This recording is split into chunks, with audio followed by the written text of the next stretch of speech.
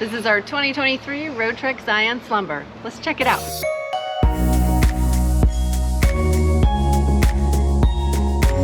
Vision of what's gonna happen while you're out in the campgrounds or while you're traveling and with the whole family.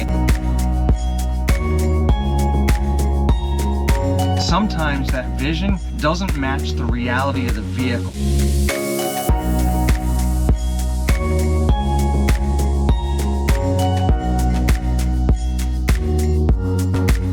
This thing is awesome.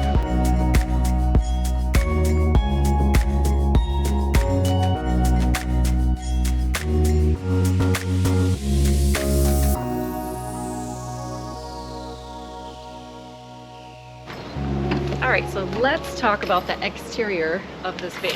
First off, we have this awesome bug screen, and it is magnetic right here. It catches and stays nice and tight and really closes up the area nice so no bugs get in. It's also zippered, so that means you can unzip the sides, roll it up to the top when you want more fresh air. And then there's also a privacy screen that comes down to about here that kind of blacks everything out when you're trying to sleep or just want some extra privacy. And then we have these automatic steps. See that? When I first saw these, I thought that's pretty cool. And then I was like, wait, total caveat here.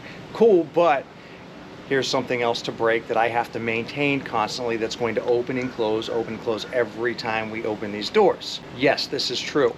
Another issue I have with these is they have a parasitic draw on the chassis battery. So if your chassis is just sitting and you're not running it, because yes, you can plug in for the house batteries, but you're not charging the chassis batteries. So you have to actually drive the van at least every 10 days or you start to drop your chassis battery too much. So I think it would be great if you could actually turn these off or disconnect them easily on a switch-based system. But these came with the Roadtrek. They're made by Thule, and you can probably buy these as an aftermarket installation in like your own van build, but this is who Thule contracts with. If you have difficulty getting up into like high steps or a van that's high up, albeit the Roadtrek is not that high, these are great. So for some people, this is a plus. For me, it's a negative. Goes in every time you close the door. That's great. There is a saving grace to this. This particular step has a switch inside that allows you to leave it extended every time you open the door. So let's say you drive somewhere, you pull up and you park, and then you open the sliding door, it opens up, and then you switch the switch and it stays open. So the whole time you're stationary, you don't have to worry about this going in and out every single time you open the door. So much credit given for that. I just wish we had the same switch for the driver's and passenger doors. The awning that comes with Roadtrek is actually really nice. One of the features I like about this awning is once you extend it, you have these really cool stabilizing poles that drop out of this track up here, and then you can literally drop them down exactly to the elevation where it is and lock them in place. So if it's a little bit windy, it's solid. Now you can also bring these up, and they've got clips in here where you just raise this guy up and slide it into here. Now I've heard individuals talk about putting it in this position, which to me is cool, but they say that this becomes a headbutting obstacle. And I can see me totally doing that as I'm looking down and bam! You know what happens there. All right, if you know anything about us, we like to boondock, and that means getting off on some crazy terrain. This is not the van to take on the crazy terrain. These aren't just ground effects to make it look cool. These are covers on this side, boing, boing, boing, where we have our propane tank. And you've got your shut-off valve here. You can fill it here. Now I have heard on the Facebook forum that this is a very difficult propane tank to have filled. We have yet to find out because we have not emptied our whole tank yet. Well, here's one cool feature. This guy slips in here, but when you have an external grill, you can run off your own propane tank in the van. That's pretty cool. All right, since I'm down here, let's just crawl our way over to here. And there's really no way to see it, but Roadtrek does supply these with sumo springs just on the rear. Now that's great for wind, but it does make for a rougher ride, and our boys can tell you all about that since they ride in the back. Okay, so while we're under here, you can clearly see that obstacles in the road can be a problem to everything that's under here, and that the insulation is not very good. So this truly is a fair weather van. All right, so now we're on the driver's side, and this particular Roadtrek came with bird poop, so we left it on here. But the shower, like any other RV, is pretty standard. This one is lockable. I don't think it's necessary, but there you have it, pretty standard, nothing special. And this is where the Truma AquaGo water heater is. It's also the propane furnace, and like many others, this slips out, and it's got a, you know, a main shut off system and a drainage system. There's not a whole lot to say about this. These are pretty standard in a lot of the newer RVs. At first, when I heard about this with Roadtrek, I was like, nah, I don't know, that's just one more thing to break, but this is cool. Once again, the extra cool ground effects. What we have here is your choice of a gravity dump, like your normal travel trailer or motorhome, whatever. But, caveat, it does not come with a pipe for this, and I don't know where you would store it. And storing that stinky slinky inside the van, it's kind of not so cool. So what I originally was not cool with was a macerator. But turns out this thing is awesome. Now, Roadtrek clearly thinks that it is very important that you keep your poo under lock and key, because you have to unlock this in order to get into there. Now, the best part of this is this hose, obviously comes with it. It is really long, it's incredibly sturdy, and the end to this unit fits right into the septic system. Once you do that, you pull your black, there's a button on the side. Let me show you the buttons over here. The button's right here, which you can do on your own. So if you mount that into the septic system, then you come over here after you pull your black valve, push this down, and you hear this, you get the idea, and it empties out fully. Even if it has to go uphill, it still works. That's the cool part of it. Another aspect I like about this is that we can dump this in our clean out in our driveway. That's cool.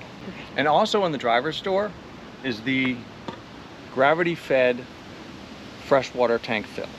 So you stick a normal hose in here and just let it rip until it comes flowing out the side and all over the interior. Actually, it doesn't. It really kind of drips down here and outside, so you're good. But keep an extra towel, because yeah, we've needed it.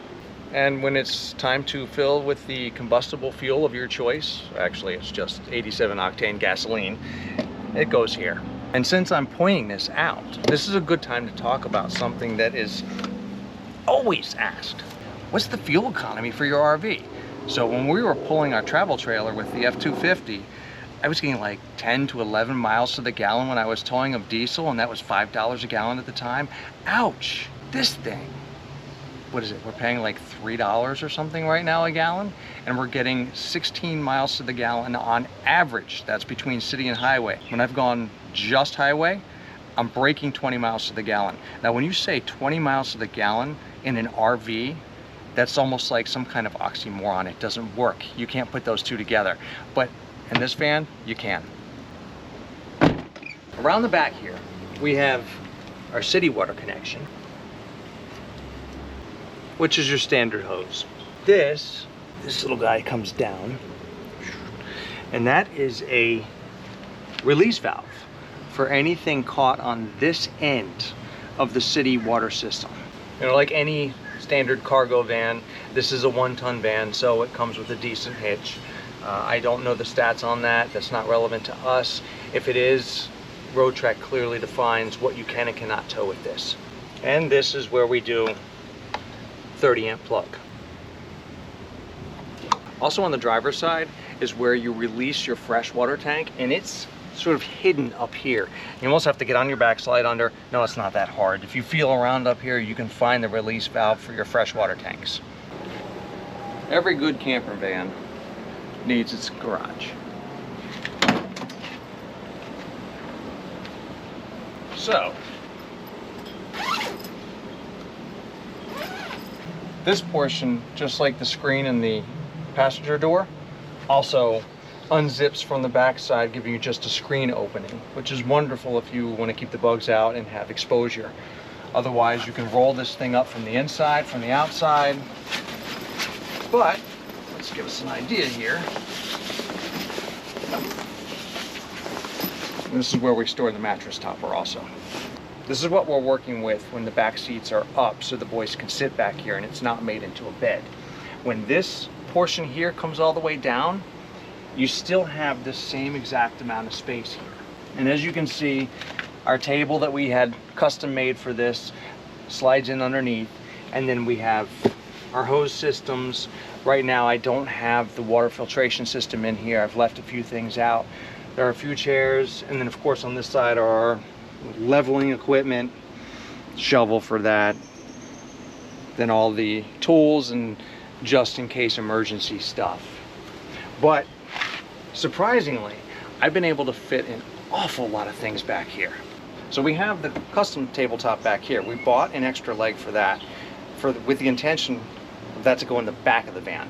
And there's another leg that's a lagoon table that goes toward the front of the van. This is the tabletop for that. It just slips in and out of here.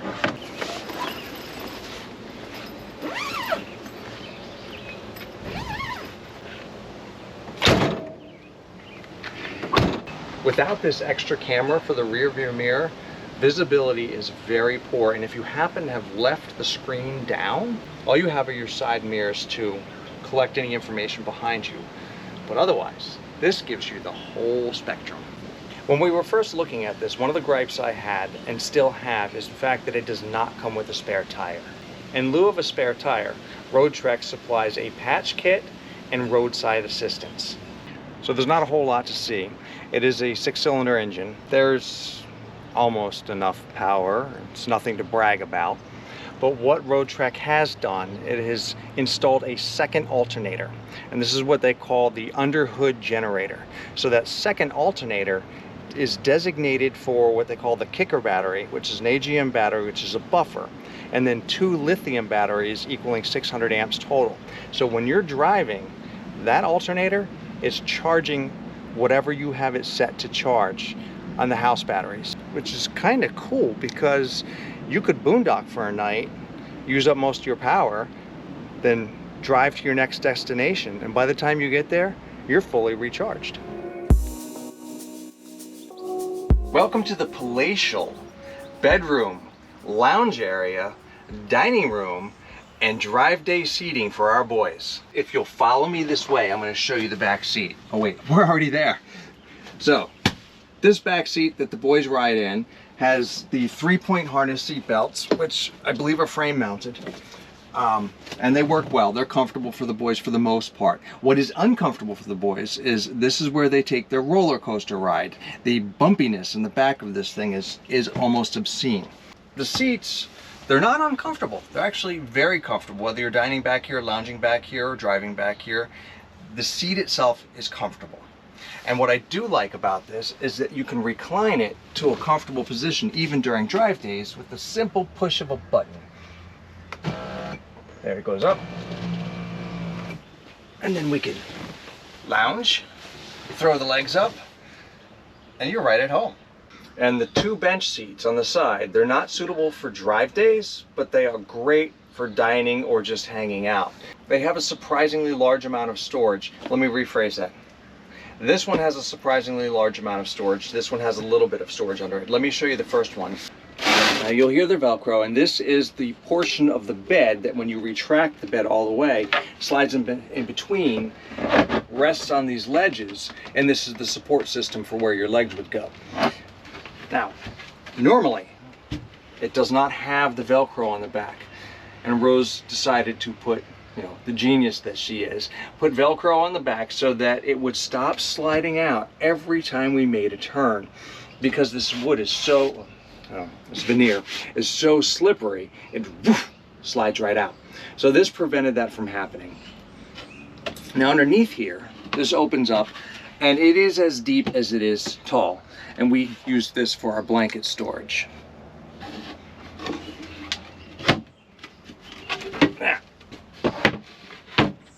And yes, you have to do this every time you want something. Get used to the van life, guys.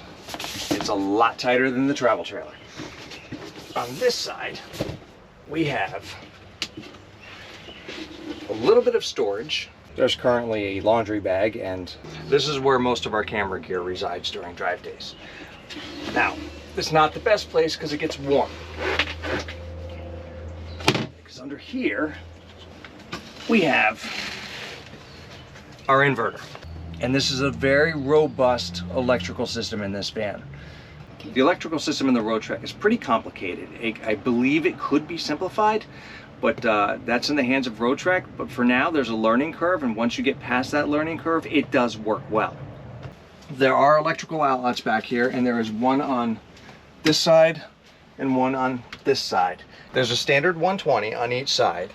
There's a USB port on one side, and there's the old school 9-volt cigarette lighter style, which I kind of don't get, but it's there. There are 2 small speakers back here for the boys, although they tune them out anyway. It does come with a decent smart television. We actually don't use this at all, but it is here for those of you who want one. It's 120 volt based. I don't think it works on 12 volts, so you do need the inverter on to watch television. It comes with this lovely, lovely cover, which is actually very functional. Now in the rear, it has 3 windows, 2 of which slide open, and sometimes we have a difficult time opening them, and someone has to go to the outside and push in on the actual window to get it to slide open. Now we've heard from the Roadtrek forum group that this is not uncommon. The more you use it, the less it sticks, but on really hot days, be prepared. It's got typical blackout slides, which work great. And then when you want the screen, you just slide the screen over and lock it in place. All right, this is a cool feature in the backside. This is a blackout screen, but it also unzips and gives you a lovely screen. And in a van, when it's warm out, you need this airflow no matter what. And here's our ridiculously loud air conditioning. It works well, but it freezes the back of the van and has a difficult time keeping the front of the van cool. So honestly, guys, if you're looking at one of these, this is a 3-season van, not a 4-season. So we've got a decent amount of overhead storage in the back. And here we have our linen storage for now. And you can see it goes pretty far back. And we also have our solar charge control unit up top. Once it closes, you lock the buttons and they don't open during drive time. Even more space in this one. Additional electrical outlets, cable if you choose to plug in. This side is my side. I keep my baskets in here ready to go for our next trip, but I keep all my clothes in here. And we have a closet here. This works as a wardrobe. It works as part of the kitchen, but honestly, we use this as our wardrobe, and this is where we keep shoes, you name it. If it hangs up in here, this is where it goes. But it also stores the 2 legs for our tables, which are fairly easy to remove. So because we're in a Zion Slumber, we need a ladder to get upstairs. And this comes with this lovely ladder, but it didn't come with a great place to store it, especially if you're a family of 4 and you need the garage space where this is supposed to go for other items. So it originally ended up residing down here on the floor in front of the boys' feet, which was uncomfortable to them. And I had seen on the forums that someone had done something similar to this, and I started looking at the drawer pulls that they use for the doors on the bathrooms. And I saw those at Lowe's and figured, hey, here's an easy fix. So I drew out my lines, centered everything, drilled 2 holes on each section, one here, one here. Mounted the door pulls, and then used these lashing straps in addition to the pipe insulation. It's not the easiest thing to put up here because of the type of straps that I bought. I know it could be done more easily with shorter ones, but for now this is what we have. So it stores here well, it doesn't fall off, it doesn't move around during drive days, and once we get to our location, I drop it down and up it goes. To convert the rear couch into a bed, it is as simple as a push of a button. And it is here.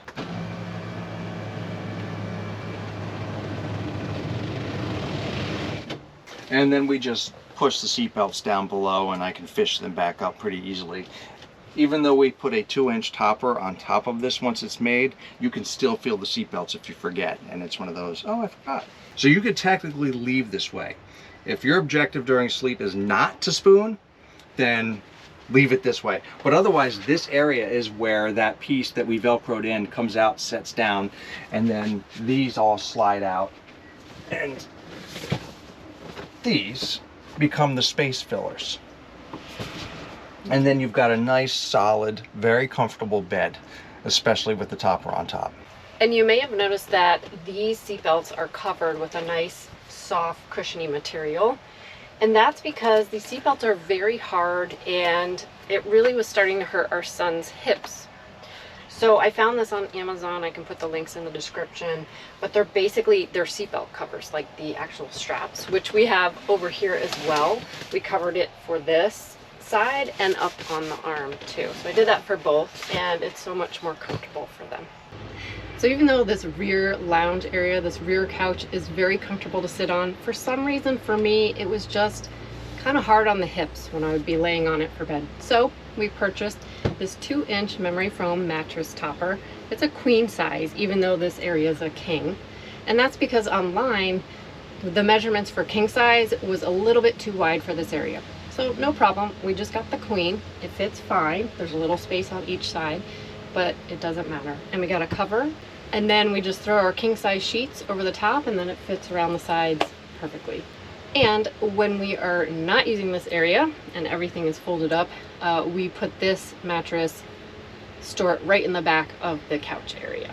And that's fine for drive days. Lastly, we're going to set up the tabletop. And this did not come with this Roadtrek. We had to buy each component separately. It came with a lagoon-based tabletop, which we found a little small for the 4 of us. So we ordered 1 extra of these stands, and it simply slips in. Rotate like you would expect. Tighten it up. And then we had our good friend custom build us a tabletop specifically fit for this area, and it turned out really nice. Let me show you. I'll take you around back and we'll pull it out of the garage. And the nifty blackout curtain doubles as a storage space concealer. But we can pull it up so that it still blocks bugs out and leaves the garage area exposed.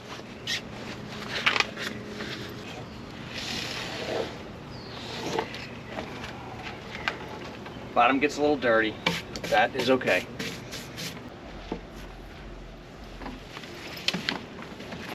And just as you would expect, it just fits over the post. But you have to find it. And we found it. There. It's a little tight in here. Here's our table. Here in the kitchen area, on the passenger side, we have the sink and kind of stove area. So this sink is just a 1 basin sink, has a nice little area in there. And this cover is super nice to have that you can place right over that sink area, so you can use this surface area as well. It's a typical faucet in an RV, but this also pulls out so you can kind of spray and hose that around if you need to. You don't really need it, we don't use it, but it's nice, I guess, to have. And then we have this fixed in the countertop, a 1-burner induction stove, which we actually had to buy a pan specifically for that and a pot, and they work really, really good, the ceramic The trick with this, because it gets very hot, is to keep the drawer underneath cracked open a little bit.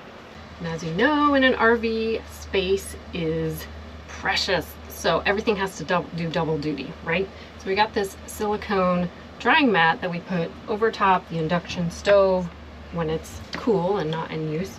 And so we can put the dishes that we wash and want to dry right here. So another great surface to use. And then we have our nice little small microwave. Yes, it's small, but it does the job. It works well. So you may have seen the bubble wrap underneath the turntable up here. And that's because on drive days, this thing can rattle around and make a lot of noise, and we want to protect it as well. So we just put a little thin layer of bubble wrap. Does the job. And we do use this a lot, so it does work, but sometimes it takes a little while to heat the food. All right, so of course we were looking for a place to store our paper towels, and I came across this one on Amazon, which is really cool because it has a super, super sticky 3M type material that sticks right up to this. And it has this awesome little arm that actually clamps onto the top. So when you're driving, this paper towel roll doesn't roll away and spread all over the place. All right, so let's talk storage area in the kitchen. We have the drawer that I talked about earlier, and that is not very organized right now. We put silverware and lighter and odds and ends. Ooh, our bear spray. Needed that in Idaho. And then we have a cabinet down below, which has lots of storage, but there is no place for a trash can. I know it's a van, this is a small area, but come on. Some people I see, they hang one of those little trash can things in here. I guess that works. I don't know how it would fit with everything in there, but our solution is to hang a plastic grocery bag, and we hang it over the bathroom door handle. It seems to work. Last storage right here on this side, another big door. And so we've got sink plumbing under here and all that stuff, but there's a lot of good storage under there as well. Okay, so one thing we don't really care for on these cabinet doors is that every time you want to open the door, if your foot is too close, you're gonna feel it. I have made the mistake way too many times, so I'm trying to remember, but still a little hard. On the other side here of the kitchen sink are some outlets. We have a regular outlet, we've got a USB, and then we've got that funny car outlet again, cigarette lighter outlet, but it's okay. And on this other side, we have this great handy little side table for more prep, more kitchen prep, or just putting stuff on. So you pull it up, and it locks right into place. And this has been super handy to have this little extra space. Now to close it, there's some little levers on the back side, if I can remember. Oh yeah, right underneath. Push it down, and it locks in place. On the driver's side, we have this nice, decent sized fridge. For a van, this is actually a great size. And the fact that it's lifted off the ground is awesome. So we have typical fridge area. And freezer. And this is a decent sized fridge. It works for us very well. Under the fridge, we have this amazingly huge drawer. And we put some little dividers, but we store our pot and our pan and some other little things in there. And right next to the fridge is this nifty cabinet storage area. We like to store cereals, cans, anything you want to fit in here, more like kitchen stuff, snacks. It's really cool. And this is a little utility area that stores our furnace and hot water heater. And we also store our little electric space heater. Now on the driver's side of the van, we have the wet bath. For those of you who are not sure what a wet bath is, that means that everything is combined. Your toilet is in the shower. So if you want to pull double duty, no pun intended, then you got it covered. Fortunately, so that it doesn't come flying open while you're in motion, we've got a clip down here that resides on a little screw that juts out, and then as we open up, you can see exactly what I mean by the toilet is in the shower with the sink and the mirror. It's all in one. This is also storage. Since Zach needs to sleep up front in the driver's section, we store our inflatable Luno bed in here because it's big. It doesn't fit in the garage area. It doesn't fit anywhere else, but this is perfect. So when we do stop along in the road where we need to use the bathroom, we just pull this out and, you know, not a big deal.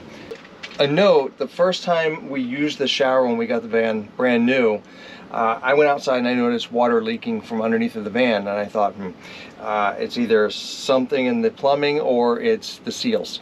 I checked the plumbing, it was totally fine. But then when I checked the seals along the edge, the joint compound had sort of separated a little bit, and it was just enough for water to drip underneath and just leave a little bit underneath the rig. So I went through and I resealed these with caulk, a clear silicone caulk, and the problem went away 100%. So if that happens to you, you can have them redo it, or you can just reseal it yourself. It's pretty easy. Okay, you can clearly see I'm 5'9", and there's enough headroom up here, but space-wise to actually move around, and in addition to the toilet, and do any kind of cleaning in here gets very difficult. The other thing that we don't like about this is that we find this sink completely unnecessary. I suppose you could use this simultaneously and brush your teeth while you're, yeah, you get the idea. But it doesn't need to be here. If it was not here, we could probably bathe ourselves a lot easier. In fact, because of its size, we end up using the kitchen sink to brush our teeth, to wash our hands, to do anything that we would have done in here. So this technically could go. But this is a van. We should downgrade our expectations that we had because we lived in a travel trailer with a full bath. You know, we have to accept that this is what you get. And it's what you get in most vans. In fact, if you go to a Storyteller, you don't get a bathroom at all. You get a shower curtain and a pan. Good times. This is not a composting toilet. This is a standard RV toilet that has a black tank that's 9.5 gallons. Now that's very small for a family of 4, so we do dump frequently. But you have that expectation. Again, this is a van. Another thing that is a cool feature, because of the lack of space in here, there is this outcropping here that you can see the angle in this, where it expands the space with this hook open, allowing you to have a little bit more space in the entire room. So when you close this, bye-bye, it stops right about at that point where I stopped it. Now the shower curtain covers the toilet paper, so you don't have to worry about saturating that. I thought it would be a problem, but not once have we moistened that from a shower. So most new RVs on the market come with some kind of command module, and this particular van came with the Firefly system, which is pretty simple. It's just a tap and it turns on, and then you've got your tank sensors, which, you know, like most RVs, they don't work very well, so you just kind of get a feel for where your tanks are as you go along. You can work the water pump on and off on here, master lights on and off, and then you've got climate control on here. Our batteries, so right now our 600 amps of lithium are at 13.4 volts, which means they're pretty well charged. We can turn batteries on and off here. We can turn our inverter off here. We can extend and retract the sofa as well as the awning. And then we've got a main switch for the lights and the entire van. And then we've got our HVAC system, where we can control the air conditioning and heating system in here. And then of course we've got a diagnostics, which tells us if there's anything wrong, if there's a sensor firing, we can look here and see. And this button, like we said earlier about the steps, allows the step to remain out when the doors open and close unless the vehicle's running. And then this also has a full battery disconnect feature which disconnects the lithium batteries. I believe it also disconnects the AGM battery that is they call it the kicker battery, but it's technically a capacitor between the underhood generator and the lithium batteries. So you can disconnect everything by using that red button, and it all shuts off, and you're guaranteed if you hit that, you're not going to draw anything from your batteries. A lot of the vans on the market have some type of over the cab storage. This one has a pretty decent size. They call it the pizza oven because I think it gets ridiculously hot, and the sensor for the HVAC system for the temperature happens to be buried back here where all the wiring is. So on a really hot day when it's 95 degrees outside, this will measure 120 degrees up here. So keep that in mind, especially with what you store up here. But it's big enough to put computers, linens, manuals. So this particular Roadtrek happens to be built on a Ram chassis that's a 2022. I mean, it's what you would expect for an RV that's a van, or a van that's an RV. It's got a large display. The radio is garbage, and I think that, I mean, let's be serious here. The radio really is garbage in this. They could do some improvements in this, but that's not the priority in an RV. What I do like about this is that the rear view mirror is video based. So it's always on video. You have a really good view all around you as you're driving. I got very used to pulling a trailer with the side mirrors, and this is a serious luxury when it comes to an RV. So despite this bathroom being directly behind me, and might I add that I cannot recline very much, so I am in a very upright seated position when I drive. That is one thing I think could use some improvement. But it also means that our swivel seats can only swivel a little bit on the driver's side, and I'll show you what I mean. So if I pull all the way forward, and I cramp myself in here as tight as I can, pull that forward, and then spin this around.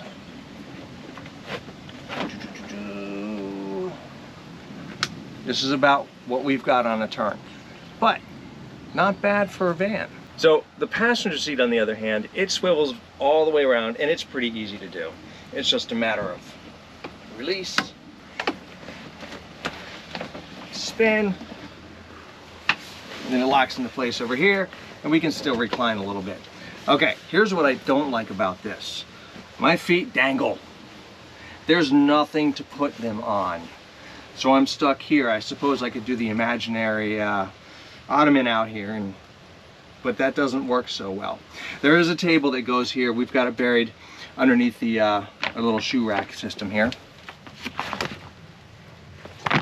So it's a lagoon table that goes here, and once the post is up, then the table can just swivel around back and forth. We'll show you some images of that, and right now I'm just going to pretend to move the table. Another cool feature that I like about this is this shelf system up top here.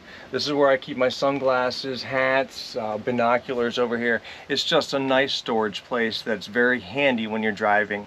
And then this is also the space where our youngest son sleeps. We inflate the Luno mattress here, pull this curtain back, and he's got his own little dude cave in here. Last thing I want to point out is this is where our fuse system is. So we've got our circuit breaker and fuses for the RV up front over the driver. I think that's a pretty convenient location, honestly. So because this is a Slumber and it has a pop top, instead of a max air fan, we're given a skylight that has a vent system in it, which has the darkening cover and then of course our screen cover. Now, funny story about this one, when I first bought this, I stayed the night at the dealership to make sure all the systems worked, and then I left the next morning when everything worked. On the way home, once I hit 50 miles an hour, the skylight whistled to the point of major annoyance. But I decided to carry on, go home, and come up with a solution on my own because I didn't think the dealership was going to solve this really quickly. So after a while, it occurred to us, and Rose remembered this, that we used these insulation covers on our travel trailer. You know, the fluffy side and the reflector sunlight side. And I thought, you know what, that might dampen the sound. Put one of these up here, gone. No more problem at all. So I'll put a link in the description, or Rose will put a link in the description, and you can find this easily with the size that we bought for this particular Slumber. So when you buy one and you are annoyed on the way home, don't try to get it fixed. Just get one of these. You're going to need it anyway in the winter and in the summer. The way this thing operates, it's got a little bit of a button up here. Push that in, and then it's kind of self-explanatory. You just lift it up like so. Make sure that this is fully engaged when you're driving. It has popped open on us because we were a little careless with putting this back. So always, button's got to be fully out so that it doesn't pop up during driving.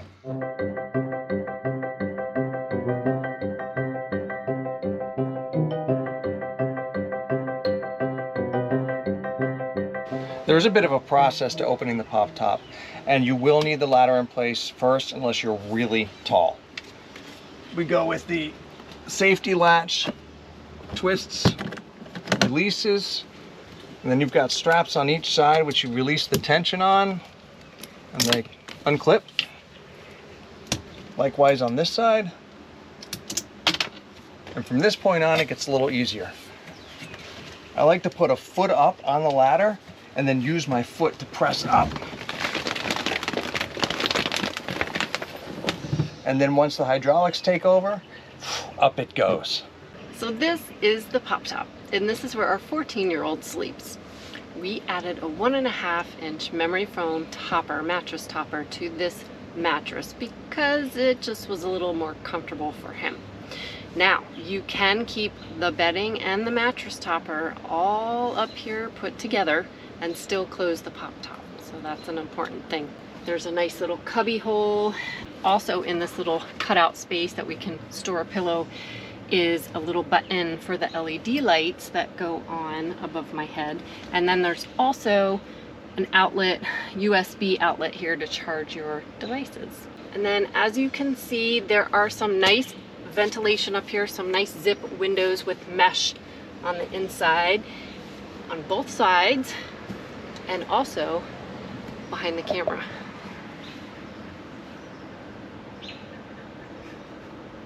Oh yeah, I forgot to mention, this is a full-size bed.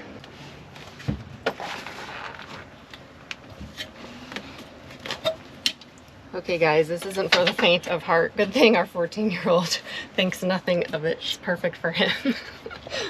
In order to put the pop top down, there are handles that hang, and you just pull a little bit, and you don't want to give 100% because you need to pull out on the liner on each side. Otherwise it sticks out. As you come down carefully, you just keep pulling in. Pull material in, pull material in. If you do this, you save yourself a lot of trouble in the long run. And then just walk it down as you come down. To get it latched back in place, I start with the safety latch. And sometimes it doesn't line up 100%. You just kind of maneuver it, twist it, so you've got a good lock. Make sure that's down. And you go with your latches. Put some tension on that. On the last side. And then I just shove all of this out of the way under the material. Perfect. So once I do get this top down, I take a quick run outside, I do a lap around the van, not like sprints, but I check to make sure that all of this fabric is pulled in. Otherwise you can see a little portion of it sticking out and flapping in the wind as you're going down the road. That may not be the best thing. Before we wrap up, we wanted to go over quickly the layout of this van. When you're looking at the Roadtrek Scion Slumber, you're given two options. You either have the bench seating in the back that are on the sides, and those are not a safe situation to put passengers in, or you have the long bench that is like this one in the back Rear that couch. has the 3-point seat belts for your rear passengers. So we felt that we had no choice but to go with this particular model. I can see the advantage in the other one if there's only 2 of you, but for this, for 4 people, we needed the bench seat that would retract into a full-size king bed. And so the layout really, it works for us. In hindsight, we kind of wish that we had chosen a van that had the passenger seats right behind our seats up front, because it is so difficult to hear the boys in the back if they're trying to tell us something, and vice versa. I think we might just need to get some walkie-talkies. It's that crazy. It really is. You need the walkie-talkie, and you can. I know you can visualize this, you know, coming in for our final approach, but that's, you know. And then the other aspect I think we mentioned is the bounciness of the back seats that could be alleviated by putting them closer to the front. And we wouldn't have known this, but all in all, we still make this work for us. Right, yeah, you don't know it unless you're actually living it. You know, we kind of had an idea that these things would be the way it is, but Yeah, well, I mean, that's why you're watching this video, Right, because you're you here have to this learn. vision of what's going to happen while you're out in the campgrounds or while you're traveling and with the whole family, and Yeah. and sometimes that vision doesn't match the reality of the vehicle. So that's what I hope we can fill you in on. So in addition, the air conditioning that the van produces for the passengers does not reach all the way back here. So if it's hot outside, it's great for the passengers up front, but our boys cannot receive that nice cool air and it gets really, really hot. We can crack the windows, but it's still, if it's a very hot day, it's uncomfortable. Now, that can be remedied. You can run the house air conditioning while you're in motion. So as long as your lithium's on, you know, you're not going to get a heavy recharge on the batteries from the underhood generator, but you can keep the whole van cold with the house air conditioning in motion if you have passengers in the back that are roasting, unless you want them to roast. Lastly, let's talk about logistics in this van with 4 people. There is a lot of setup and breakdown that we have to do that we kind of had an idea, but like I said, if you're not living it, you don't understand with all your stuff and then breaking down and setting up. But we have come up with a sort of order of operations that we do when we set up and break down, and that requires each and every one of us to kind of be set in their own space, so that Glenn could be breaking down the mattress type thing, or I can be doing something with the pop top, or the front cab, the air mattress. So we all kind of just take turns and stay in our places, and we have gotten it down. We have. It's a carefully orchestrated ballet, and it's taken a little while, and you two will develop some kind of system that sort of transpires as you progress. But as long as we stay in our places, and now this also applies to kitchen use, bathroom use. If Rose and I need to be in the kitchen, then technically the boys either have to be seated back here or up in their Outside. sleeping space They're or outside, outside. too. And sometimes outside is not an option, so you have to have a space for Bad them. weather. Right. All 4 of you standing in the kitchen waiting for something on the griddle isn't gonna work. So that's it. That's the end of our van tour. I certainly hope this has helped you make a decision as to whether the Roadtrek Scion Slumber is the right van for you and your family, or if it's the wrong van. Guys, thank you so much for watching. We will see you in the next video, and we really wish you well.